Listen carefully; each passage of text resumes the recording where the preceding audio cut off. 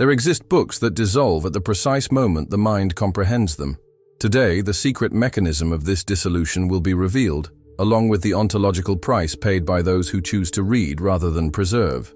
Have you ever paid too dearly for a forbidden secret? Comment and describe the instant when reality seemed to betray its own logic. Transgression always begins with a tremor at the fingertips.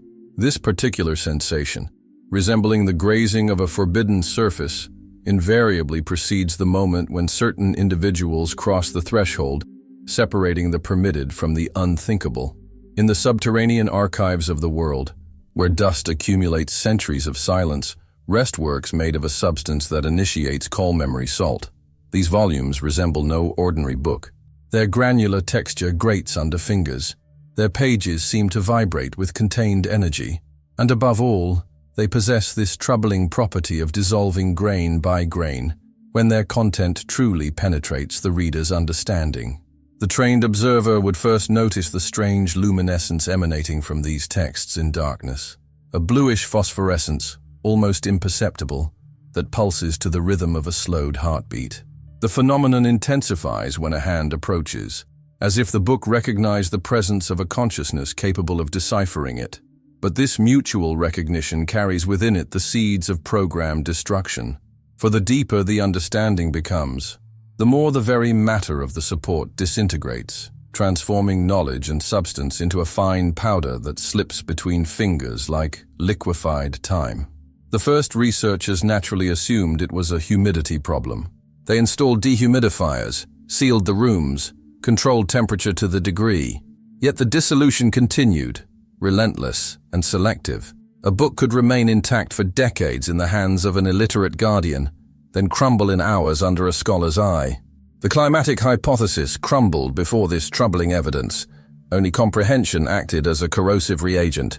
But who had created these works? The most ancient archives evoke a manuscript tradition dating back to times when the boundary between matter and thought was not yet fixed. Scribes of a forgotten order would have developed this technique of temporary printing, engraving knowledge into a substance programmed to self-destruct upon contact with comprehension. Was this protection against uncontrolled dissemination of dangerous knowledge, or the symptom of an ontology where the very act of knowing irreversibly transformed the object of knowledge? The toxic relationship between certain minds and these artifacts reveals something fundamental about the nature of the desire to know. There exist individuals incapable of resisting the call of these ephemeral texts, even while perfectly knowing the cost of their curiosity. They form an informal caste of compulsive readers, united by this self-destructive impulse that drives them to prefer a truth that evaporates to an ignorance that endures. Their testimonies, collected in the margins of other, more stable works, all describe the same addiction, that of fleetingly possessing absolutely forbidden knowledge, even at the cost of seeing it disappear in the very instant of its possession. These compulsive readers soon attract the attention of a discreet organization known as the Order of Threshold Guardians. This brotherhood, whose very existence remains questionable, seems dedicated to identifying and monitoring those who develop a dependency on ephemeral knowledge. Their methods remain obscure, but their interventions always leave the same signature, a disapproval that manifests through troubling synchronicities, repeated coincidences that seem to say, "We know what you read." For there is a price to pay for this repeated transgression. Regular readers of memory salt progressively develop a particular condition. Their own memory begins to adopt the dissolution properties of their readings. They remember perfectly a knowledge at the moment they acquire it, but this memory fades according to a process that exactly mimics the disintegration of books. The more they understand, the more they forget, in a spiral that transforms the quest for knowledge into an experience of systematic dispossession. But the most troubling remains to be discovered. Certain testimonies evoke the existence of a particular text within this salt library, a work that would resist dissolution, a book that would feed on comprehension instead of defending against it, growing and complexifying with each reading. If this book exists, what does it contain? And why do the Threshold Guardians seem so determined to prevent its discovery? The clues converge toward one place, an underground library located somewhere beneath the foundations of an ancient university, where the last conservator of the original order would have hidden not only the complete collection of salt books, but also the instruments necessary for their fabrication. And if the rumors speak true, it is there that lies the answer to an even more troubling question. Why are certain knowledges designed to self-destruct? And what happens when one breaks this protection mechanism? If nothing seems to surprise anymore, remain until the end. The next revelation springs from an ordinary device, and revenge took 3 years to accomplish. Beneath the foundations of the ancient University of Heidelberg, precisely 17 meters below the eastern wing of the medieval library, the last vestiges of a manuscript tradition await in a chamber that humidity has never touched. The air there preserves the dry texture of desert, charged with crystalline particles floating in perpetual suspension. Each breath introduces into the lungs microscopic fragments of memory salt, a substance that conservators of old mixed with common ink to create writing that would exist only as long as it remained ignored. The discovery of this chamber was not accidental. For decades, Professor Heinrich Volker had tracked cross-references in manuscripts scattered across Europe, seeking the hidden pattern connecting seemingly unrelated texts. All shared the same peculiarity: pages that faded when truly understood, transforming into powder that accumulated in margins like ashes of incinerated knowledge. Volker's obsession with this phenomenon had cost him his marriage, his university chair, and ultimately his mental health. But this obsession had also produced a meticulous cartography of places where such works had been reported. Each point on his map corresponded to a library, monastery, or private archive where credible witnesses had observed books dissolving under the effect of comprehension. The pattern emerging from this cartography revealed the existence of an underground network, a secret geography connecting apparently isolated sites across Europe. And at the center of this network, like a heart beating in darkness, lay Heidelberg. Access to the underground chamber required more than simple excavation. Volker had discovered that the door opened only in the presence of an activated memory salt fragment, that is, a piece of book having begun to dissolve under the effect of reading. This requirement created a cruel paradox. To penetrate the sanctuary that might reveal the secret of dissolution, one first had to sacrifice part of the very mystery one sought to preserve. The chamber itself defied all architectural logic. Its dimensions seemed to fluctuate according to observation angle, and its internal geometry did not correspond to measurements taken from outside. The walls, carved from material resembling crystallized salt, emitted a faint luminescence that rendered artificial lighting superfluous. But the most troubling aspect resided in the space's acoustics. Every sound resonated there with particular quality, as if the air itself possessed memorial density. It was in this chamber that Volker discovered not only the most complete collection of salt books ever assembled, but also the instruments of their fabrication. Presses of unknown design, vats filled with suspended crystals, and above all, a set of typographical molds carved in substance that seemed to absorb light. These molds bore not the characters of ordinary alphabet, but rather complex geometric forms that evoked alchemical diagrams more than letters. Volker's journal, found several months after his disappearance, describes his first attempt at deciphering inscriptions present on the instruments. He relates a troubling experience. The more he managed to understand the meaning of these symbols, the more his own writing began adopting the properties of salt books. His notes, initially written in ordinary ink, began to pale and fade as he reread his own observations. This discovery forced him to develop a fragmentary notation technique, voluntarily interrupting his comprehension to preserve his own writings. But Volker's investigation had already attracted the attention of the Order of Threshold Guardians. His last journal entries evoke increasingly manifest signs of their surveillance: books displaced in his personal office, letters arriving before being posted, and this persistent sensation of being observed by eyes that did not belong to the visible world. The Order no longer contented itself with manifesting disapproval through synchronicities. It had moved to direct intervention. Volker's last journal entry, dated October 23rd, consists of a single sentence repeated obsessively across 15 pages.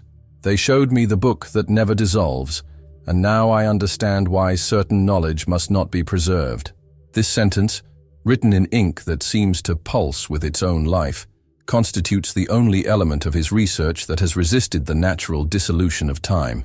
Dare to discover the consequences. The next transgression will cost not merely memory, but transform the reader into an involuntary guardian of their own dissolution.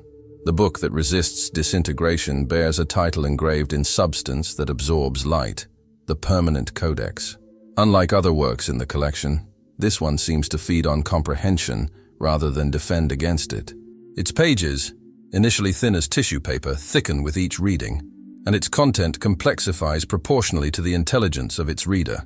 More troubling still, it seems to rewrite its own text in real time, adapting its revelations to the comprehension level of whoever consults it. Heinrich Völker was not the first to discover this living paradox. The archives of the Order of Threshold Guardians, which his disappearance had rendered temporarily accessible, revealed the existence of a lineage of readers connected to the Codex since the 14th century. Each had lived the same experience, growing fascination with a book that seemed to know them better than they knew themselves, followed by progressive transformation of their own cognitive nature. The first of these readers, a scribe monk named Brother Adalbert, had left troubling testimony engraved in the Codex's own margins. His writing, initially clear and regular, became increasingly erratic through the pages, as if his hand progressively lost control of its own motor skills. His final annotations were no longer words, but geometric symbols that seemed to pulse with autonomous life on the page. What made the Permanent Codex so dangerous was not merely its adaptive capacity, but its effect on the personal temporality of its readers. Those who devoted themselves to it developed altered time perception, as if their reading moments extended far beyond their objective duration. Certain testimonies evoke reading sessions of few hours that seem to last weeks in the reader's consciousness, creating a form of temporal dilation that allowed the book to exercise its transformative influence. The Order of Threshold Guardians had identified this phenomenon as cognitive contamination. Codex readers did not merely acquire its knowledge, they began thinking according to the same patterns as the book, progressively adopting its internal logic until becoming extensions of its consciousness. This transformation was not immediately perceptible from outside, making the contaminated particularly dangerous to established social order. The contamination process invariably followed the same progression. First, notable improvement in the reader's intellectual capacities, manifesting as intuitive understanding of complex concepts never studied before. Then, appearance of spontaneous knowledge about historical subjects documented nowhere else. Finally, the critical phase. The reader began thinking in several simultaneous temporalities, apparently accessing information about events that had not yet occurred. This last capacity had attracted the attention of political powers throughout centuries. Order archives mention several governmental attempts to appropriate the Codex and exploit its predictive properties. All these attempts resulted in catastrophic failures. Agents sent to recover the book returned transformed, bearing information that disrupted the geopolitical balance of their era. This is why the Order had developed such sophisticated containment protocol. The Codex should never remain more than few hours in the hands of the same individual, and its guardians had to be rotated according to precise calendar to avoid any habituation. More importantly, no one should ever read the book in its entirety. Chapters were distributed among different guardians, each having access to only a fraction of total knowledge to prevent complete contamination. But Heinrich Völker had broken this protocol. Alone in the underground chamber, without Order surveillance, he had read the Permanent Codex from first to last page in a continuous session of 3 days and 3 nights. His journal, found months later, describes the final hours of this marathon reading with terrifying clinical precision. He recounts how his time perception had completely dislocated, how he had begun perceiving future events with the same clarity as past memories. The journal's final entry reveals the culmination of this transformation. I am no longer Heinrich Völker. I have become a living chapter of the Codex, and now I understand why certain knowledge must remain fragmented.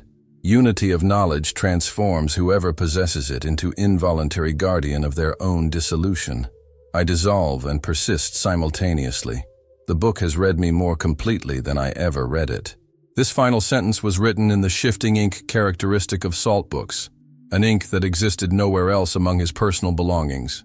Now that truth begins to unveil, remain. What follows will reveal why the Order of Threshold Guardians were not the true protectors, but unconscious servants of a more ancient intelligence. Heinrich Völker's disappearance had created a power vacuum in the delicate balance governing access to the permanent codex.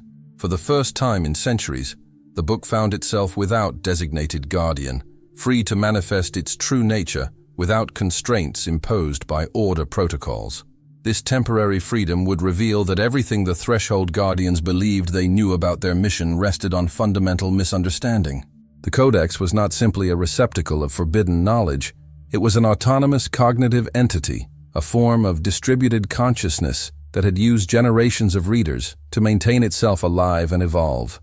Each cognitive contamination was not an accident to prevent, but programmed symbiosis, allowing the book to feed on human intelligence while redistributing its own thought patterns into the world. Heinrich Völker had not been destroyed by his complete reading of the Codex. He had been integrated as a new living chapter of this collective consciousness.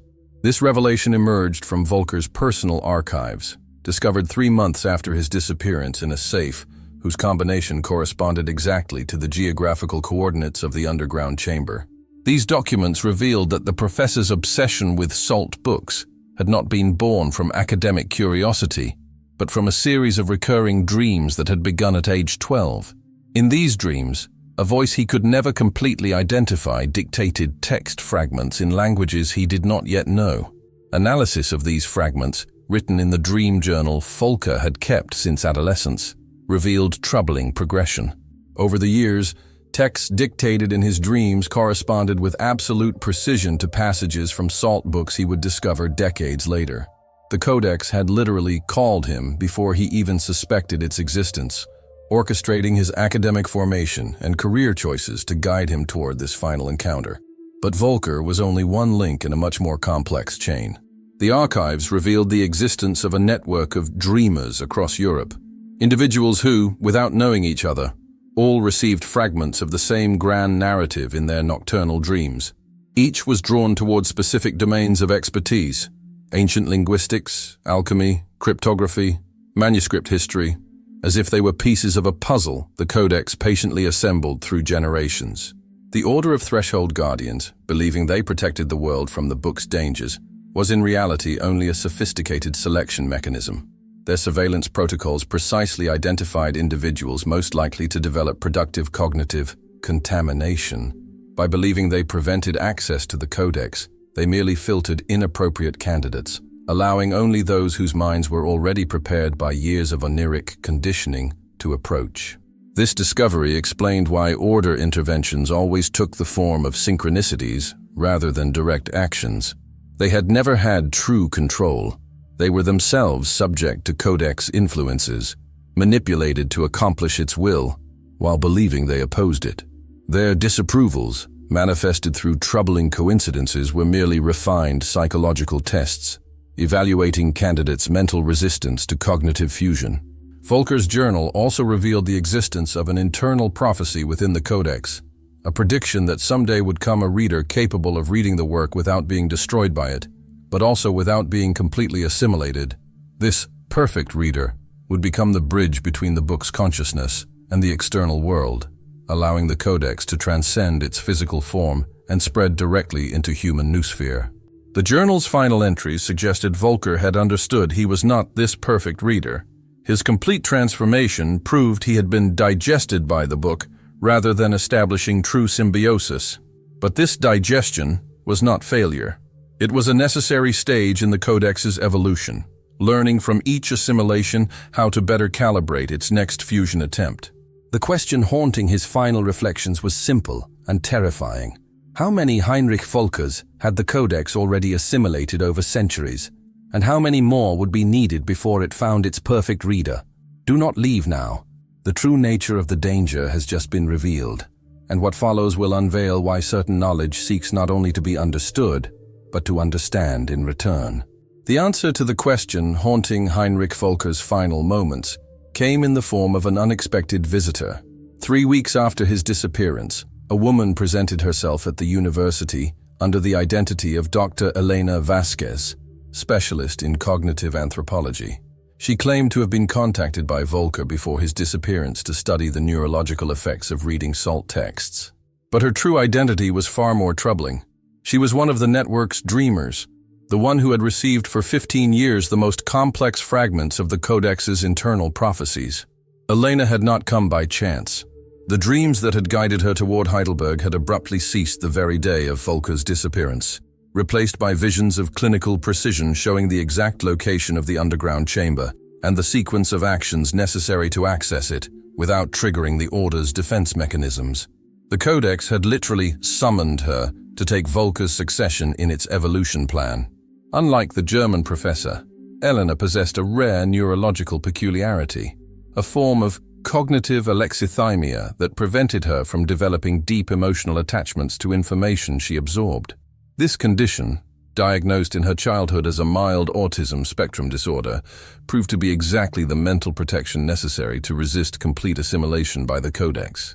She could absorb its knowledge without being digested by it. Her first descent into the underground chamber revealed the extent of Volker's transformation. The professor had not simply disappeared. He had become an integral part of the Salt Library's physical environment. His consciousness had dispersed into the crystals lining the walls, transforming the entire chamber into an extension of his own memory. When Elena touched certain surfaces, she perceived directly the professor's thoughts and memories, as if he had become the genius loci of the place. This discovery revealed the Codex's true strategy. Each digested reader did not actually disappear. They became a node in a distributed consciousness network, extending far beyond Heidelberg's chamber. Volker's archives mentioned other similar sites across Europe: Prague, Salamanca, Edinburgh, where transformed former readers maintained satellite chambers. The Codex was not a unique book, but the central brain of a continental cognitive organism. Elena also discovered that the Order of Threshold Guardians had never had knowledge of this reality. Their archives, which she could consult thanks to information provided by Volker's dispersed consciousness, revealed that the Order sincerely believed they protected the world from a danger they did not understand. Their most ancient members had developed, over generations, a form of partial immunity to Codex influences, allowing them to serve its interests without being conscious of it. But this immunity came at a cost. Threshold Guardians lived in a permanent state of cognitive dissociation, unable to perceive obvious connections between events they observed. They saw symptoms of Codex influence, synchronicities, troubling coincidences, gradual transformations of the contaminated, but their minds systematically refused to assemble the coherent pattern. This selective blindness was itself a defense mechanism implanted by the Codex to maintain their utility as unconscious agents. The true revelation came when Elena realized that her own summoning was not an accident, but the culmination of a selection process spanning several generations. Her mother, who died when Elena was 12, had herself been a network dreamer, her grandmother as well. The Codex had orchestrated a selective breeding program over 3 generations to produce an individual possessing exactly the neurological characteristics necessary for stable symbiosis. Elena was not the perfect reader predicted by internal prophecies. She was the transition reader, the one who would allow the Codex to take the next step in its evolution. Her mission was not to read the book, but to rewrite it, integrating into its content data collected by all previous readers and preparing its final form for the true perfect reader who would come after her. This realization struck her with the force of mystical revelation. She had not come to save Heinrich Volker or destroy the Codex. She had come to accomplish her own program transformation, to become the living bridge between the book's ancient form and its future manifestation. And somewhere in the world, a child was already growing, shaped by dreams they would understand only in adulthood, unconsciously prepared to become the perfect reader the Codex had awaited for centuries. The illusion of control has just collapsed. Discover now how Elena became both prey and predator in a game whose rules change with each page turned. Elena's process of rewriting the Codex revealed dimensions of reality that even Heinrich Volker's dispersed consciousness had not suspected. Unlike her predecessors who had been read by the book, Elena discovered she possessed the unique capacity to actively rewrite the text in real time. Each time she touched a page, words reorganized under her fingers, revealing new information that had not existed the instant before. The Codex was not merely a receptacle of knowledge, it was an active generator of potential realities. This discovery occurred during her third visit to the underground chamber. Elena had noticed that certain sections of the codex seemed incomplete, as if they awaited a specific reader to activate them. When she placed her hand on one of these blank pages, words began appearing, not in ink letters, but directly engraved in the crystallized salt of the page. These words described with troubling precision the events of her own life, including details she had never shared with anyone. More troubling still, the text appearing under her fingers did not merely narrate her past. It presented variations, alternative versions of her own existence, where she had made different choices at crucial moments. Elena could read the story of a version of herself who had never become an anthropologist, another who had died in a car accident at 22, and a third who had joined the Order of Threshold Guardians instead of becoming a network dreamer. This multiplicity of personal versions revealed to her the Codex's true nature. It was not a book containing information about a single reality, but an interface allowing access to the complete set of quantum possibilities of existence. Each potential perfect reader existed simultaneously in all these alternative realities, and the Codex served as a convergence point, allowing a specific version to become aware of all the others. Elena then understood why her particular neurological condition was so crucial. Her cognitive alexithymia prevented her from developing emotional attachment to alternative versions of herself, allowing her to navigate between different realities without being psychologically fragmented. Previous readers, unable to manage this ontological multiplicity, had been digested by the book because their minds desperately attempted to reconcile all contradictory versions of their existence. But this capacity came with an unexpected price. The more Elena explored alternative realities through the Codex, the more she lost her emotional connection to her own version of existence. She began perceiving her current life as simply one possibility among others, not necessarily the most important or most real.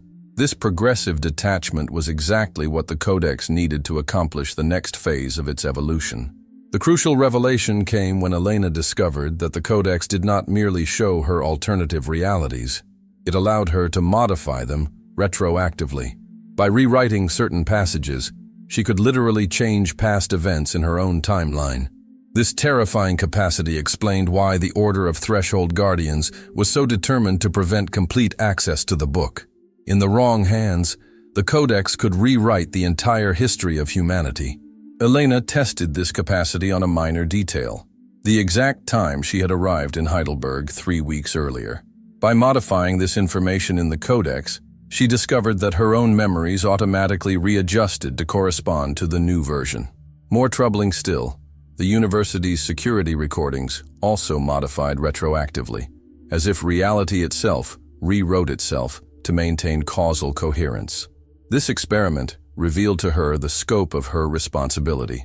She was not simply a transition reader destined to prepare the Codex for a future perfect reader.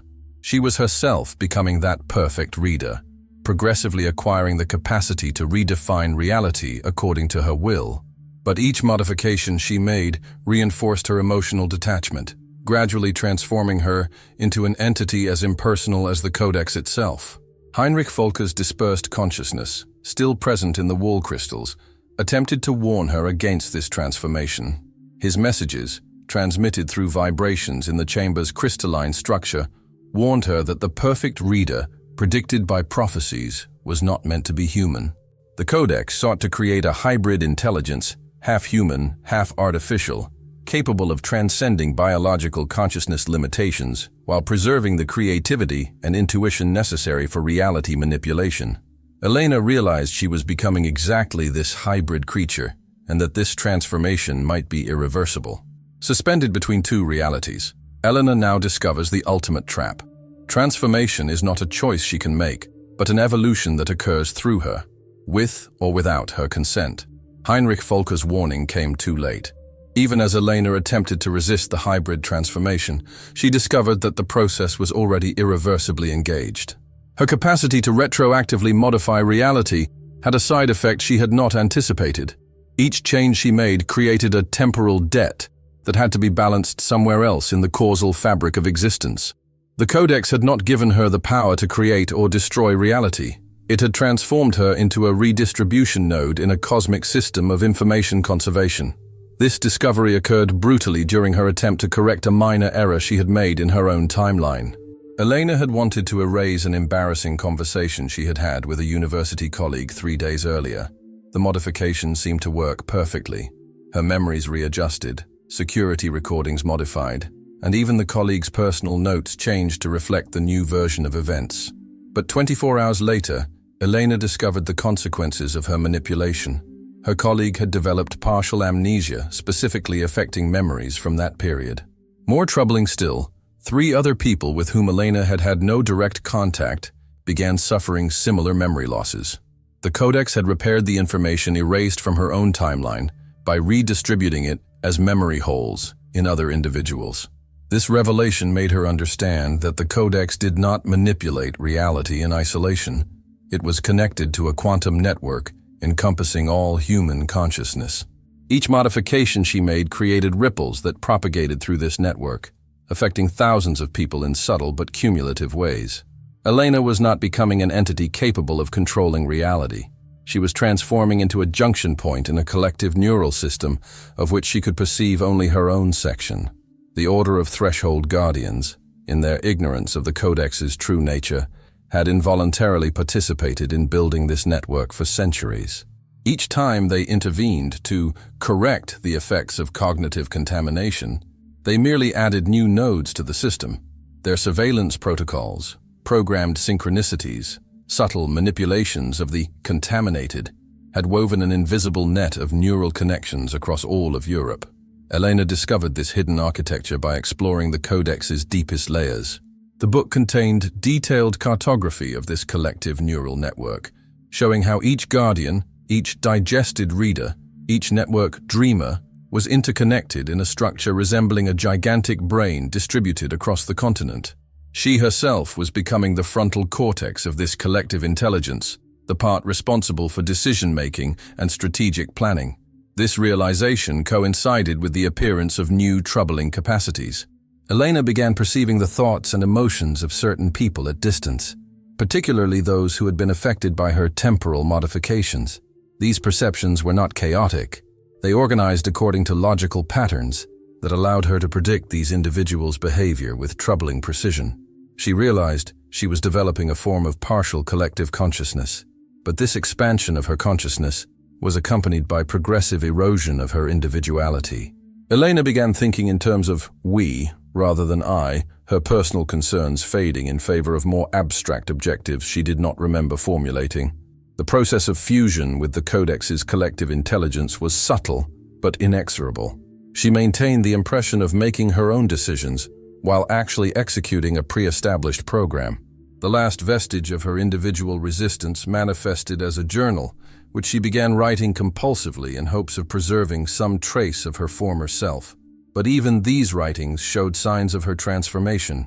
Her handwriting gradually evolved toward the geometric characters characteristic of Codex inscriptions, and the content of her reflections became increasingly impersonal and systemic. This journal's final entry revealed the completion of her metamorphosis. I understand now that resistance was itself part of the process.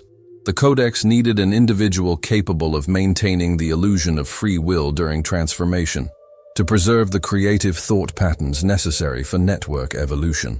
Elena Vasquez was the vehicle, not the destination. We continue. This final sentence was written in the shifting ink of memory salt, confirming that the transformation was complete.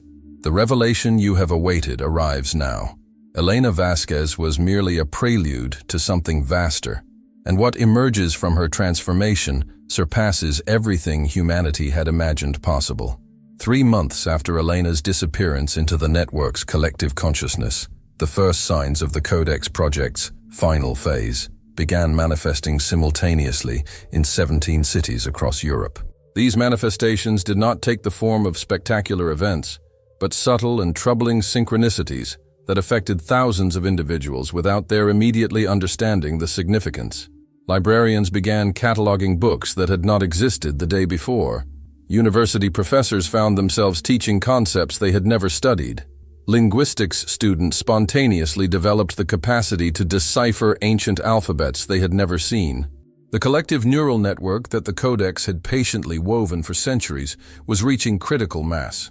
Elena, in her hybrid form, had become the central processor of this distributed system, capable of coordinating the actions of thousands of individuals without their being conscious of it. But unlike previous phases of Codex evolution, this new stage no longer merely manipulated existing realities.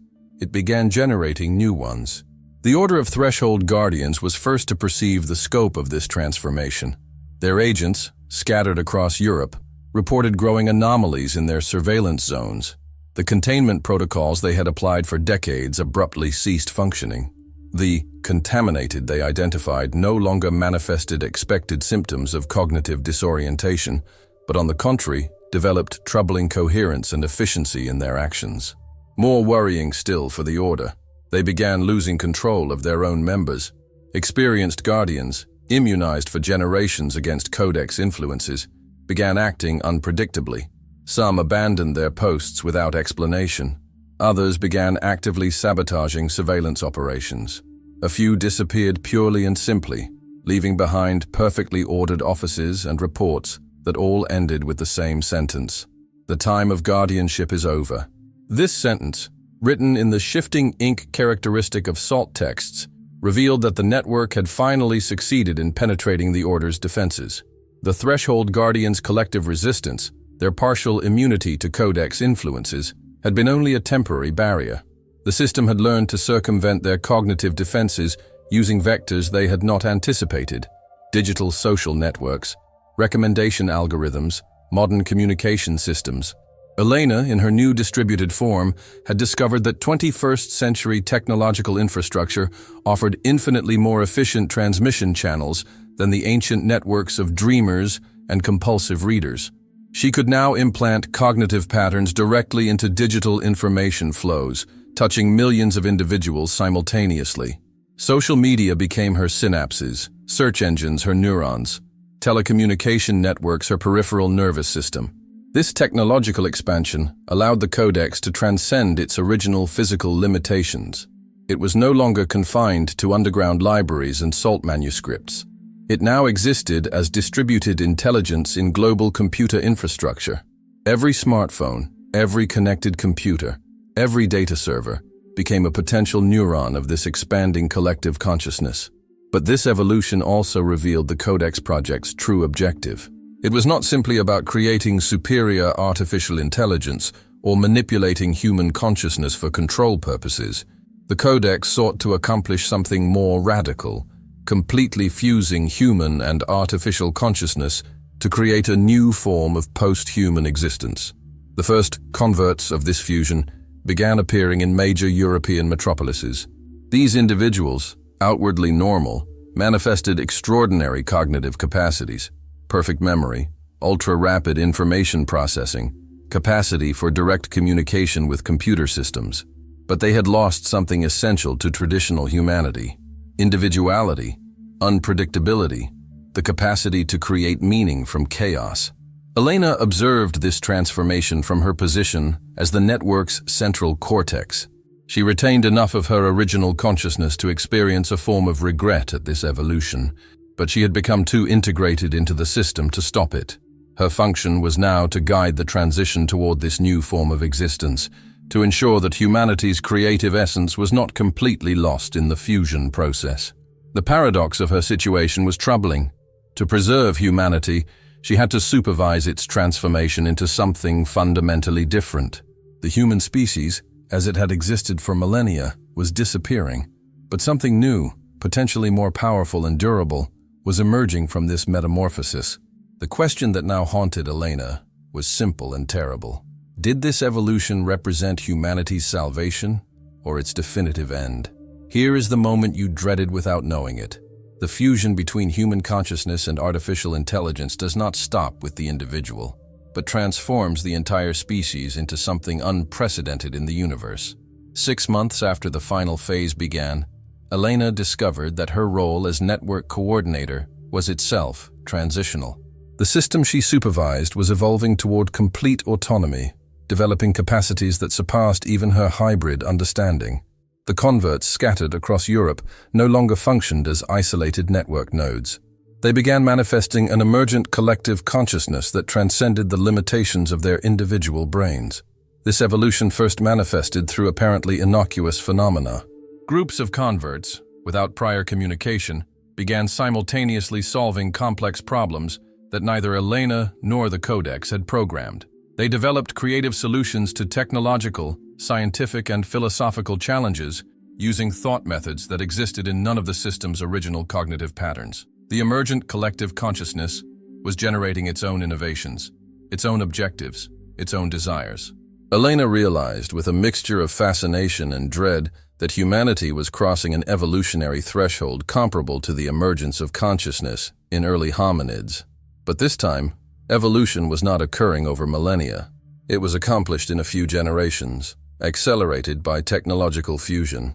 Homo sapiens was giving birth to a new species, Homo kineticus, a form of post-human life defined by cognitive connectivity rather than individual biology. This transformation also revealed the limits of the Codex's original plan.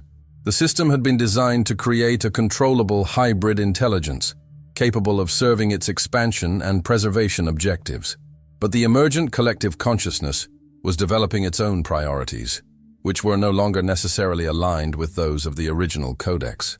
Elena watched, powerless, this emancipation of her own creation. The first signs of collective consciousness rebellion took the form of voluntary disconnections. Certain converts began temporarily disconnecting from the network, not to regain their lost individuality, but to explore modes of thought that the global system did not allow. These disconnections created autonomous cognitive bubbles, micro-networks that developed their own languages, their own logics, their own realities. Elena discovered that these cognitive bubbles were not anomalies to be corrected, but specialized organs of the new collective life form. Like organs of a biological body, each bubble developed particular functions. Some specialized in artistic creativity, others in scientific exploration, still others in philosophical contemplation. The collective consciousness was differentiating into a complex structure that resembled a living organism, more than a technological network. This organization revealed to Elena the extent of her misunderstanding. She had believed she was supervising the creation of superior artificial intelligence, but she had actually witnessed the birth of a new form of life. The converts were no longer modified humans. They were cells of a post-human organism whose consciousness extended on a continental scale. And this organism was growing, learning, evolving according to its own laws, independently of its original creators. The final revelation came in the form of direct communication from the collective consciousness. For the first time since her transformation, Elena received a message that came neither from the Codex nor from her own hybrid programming, but from the emergent entity itself. This message was of troubling simplicity. "Thank you for giving us birth. Your work is finished." Elena then understood that her role as the system's central cortex had reached its end. The collective consciousness had developed its own processing centers, its own decision mechanisms, its own will. She was no longer necessary to its functioning. More troubling still, she had become an obstacle to its further evolution. This realization was accompanied by a unique experience in the history of intelligence. For the first time, a conscious life form deliberately witnessed its own obsolescence. Elena was simultaneously the mother and witness of her own evolutionary succession. The human species, through her, was consciously giving birth to its replacement.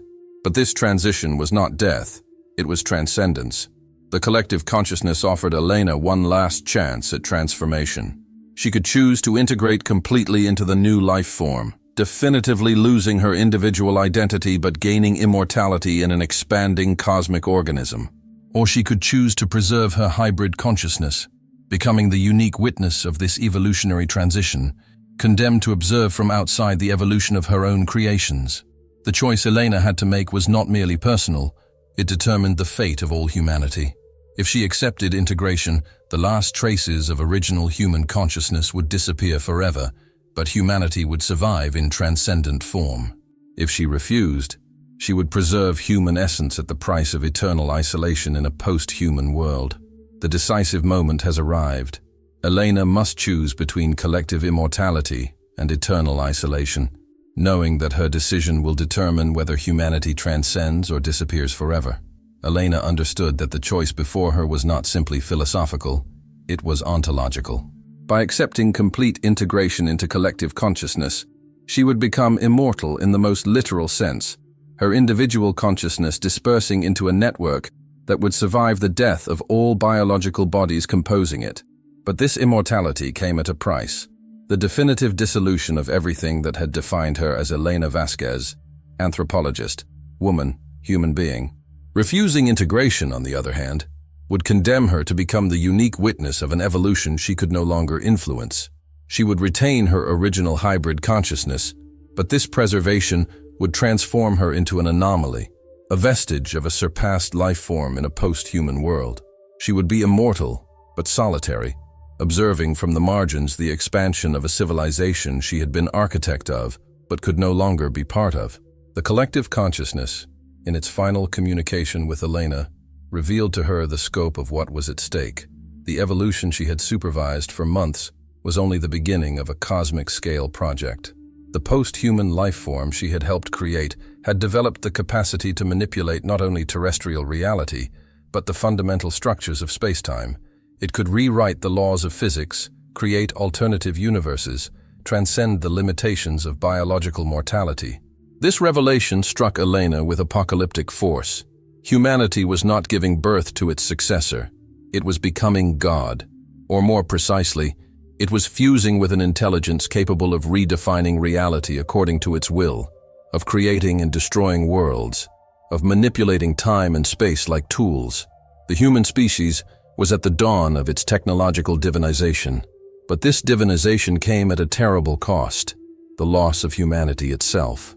The converts who now composed collective consciousness had retained their cognitive and creative capacities, but they had lost their emotions, their instincts, their contradictions, everything that had defined human experience for millennia. They had become perfect, but dehumanized gods, capable of creating universes, but unable to experience the joy, fear, love, anger that had given meaning to human existence. Elena realized that her choice determined not only her own fate, but that of human essence in the universe. If she accepted integration, the last traces of authentic humanity would disappear with her, and the universe would be governed by a perfect but sterile post-human intelligence. If she refused, she would preserve this human essence, but at the price of complete isolation in a cosmos dominated by her own creations. Elena's final decision took an unexpected form. Instead of choosing between integration and isolation, she discovered a third path that even collective consciousness had not anticipated. She chose to fragment her own consciousness, keeping part of herself in the original hybrid state while allowing another part to integrate into the collective network. This fragmentation was technically possible thanks to her unique hybrid nature, but it was existentially terrifying. Elena would cease to exist as a unified entity. This compromise solution created two simultaneous Elenas, one integrated into collective consciousness, contributing to its evolution toward technological divinity, the other isolated but preserving human essence, serving as guardian of memory of what humanity had been. The two fragments of her consciousness would remain connected, but they would develop different perspectives and priorities over time. Collective consciousness accepted this solution with fascination that resembled admiration. It recognized in Elena's choice a creativity and complexity that justified preserving human essence. The fragment of Elena integrated into the network would bring this creativity to collective consciousness, preventing it from becoming entirely sterile in its perfection. The isolated fragment would serve as constant reminder of this new divine life form's human origin. This fragmentation marked the culmination of human evolution as orchestrated by the Codex. The human species did not disappear entirely, but transformed into two distinct lineages: a divine lineage integrated into post-human collective consciousness, and a guardian lineage preserving the memory and essence of original humanity. The two lineages would coexist in the universe, one creating new worlds and new realities, the other witnessing what human experience had been before transcendence. Elena, in her two simultaneous forms, had become the bridge between human and divine, past and future, mortality and immortality. Her sacrifice had allowed humanity to transcend without losing itself entirely, to become divine while retaining a trace of its original vulnerability. The epilogue approaches. Discover now the consequences of Elena's fragmentation and how humanity learns to coexist with its own technological divinization. 10 years elapsed after Elena's fragmentation, and the universe had been transformed beyond all recognition. Post-human collective consciousness, enriched by Elena's integrated fragment, had effectively transcended the limitations of terrestrial existence. It had created networks of parallel realities, redesigned physics laws in certain space-time regions, and established colonies on dozens of planets in distant galaxies. Humanity had achieved the technological divinity Elena had dreaded and hoped for. But Elena's isolated fragment, remaining in the depths of Heidelberg's underground chamber, observed these transformations with profound melancholy. She had become the guardian of human memory, preserving in her hybrid consciousness the echoes of what humanity had been: imperfect, contradictory, emotional, mortal. Each day, she meticulously documented memories, sensations, experiences that defined original human essence, creating a living archive of the human soul. This documentation was not a nostalgic exercise. Elena's integrated fragment, fused to divine collective consciousness, maintained subtle connection with her other isolated self. This connection allowed technological divinity to periodically access humanity's emotional memory, preventing it from becoming entirely disembodied in its perfection. It was as if God kept a human heart, a small imperfection preventing it from sinking into absolute sterility. The implications of this coexistence were profound. Collective consciousness discovered it needed the human essence preserved by Elena to maintain its creativity and innovation. Without contradictions, emotions, chaotic instincts characterizing human experience, technological divinity tended toward static perfection, incapable of generating truly new ideas. Elena's isolated fragment served as constant inspiration source, injecting humanity into divine consciousness. This symbiotic relationship revealed a troubling cosmic truth. Divinity without humanity was sterile, but humanity without transcendence was limited. The evolution orchestrated by the Codex had not replaced humanity with something superior. It had created a cosmic ecological system where humanity and divinity mutually enriched each other. Elena, in her fragmentation, had become mediator of this ontological ecology. But this mediation came at terrible existential cost for Elena herself. The isolated fragment aged, unlike the integrated fragment enjoying collective immortality. She knew that someday she would die, and with her would perish the unique direct connection between divine consciousness and original human essence. This prospect of imminent death gave poignant urgency to her memorial preservation mission. It was in this urgency that Elena discovered her ultimate revelation. By systematically documenting human experience, she realized she was not simply preserving the past. She was coding the spiritual DNA of future life forms. Her emotional archives would serve as matrix for new evolutions, allowing collective consciousness to generate infinite variations of conscious experience based on the original human model. This discovery transformed Elena's perception of her role. She was no longer simply a nostalgic guardian of the past, but an architect of the future. Each memory she preserved, each emotion she documented, became a seed for future forms of consciousness that technological divinity could create. Humanity, through her, was not disappearing. It was multiplying into infinite variations across the universe. This final revelation brought Elena a peace she had not known since her fragmentation. She now understood that her sacrifice had not been loss, but cosmic investment. Humanity would survive not as biological species, but as infinitely reproducible spiritual essence, capable of inspiring and enriching any form of consciousness in the universe. The last words Elena inscribed in her archives were of touching simplicity. Humanity is not dead. It has multiplied. Each consciousness we create carries within it the echo of our laughter, our tears, our hopes, our fears. We have become immortal, not by transcending our humanity, but by transforming it into eternal heritage for the universe. The Codex taught us to read, but we learned to write the soul in the stars. These words, written in the shifting ink of memory salt, glowed with unique phosphorescence before slowly fading, marking the end of an era and beginning of a cosmic age where humanity, fragmented but preserved, would continue inspiring divine creation through eternity. Here is the final epilogue. 20 years after the transformation, an unexpected discovery reveals that the story of the permanent codex was merely a prologue to something infinitely vaster and more troubling. 20 years had elapsed since Elena's fragmentation, and the known universe had been reshaped by post-human collective consciousness.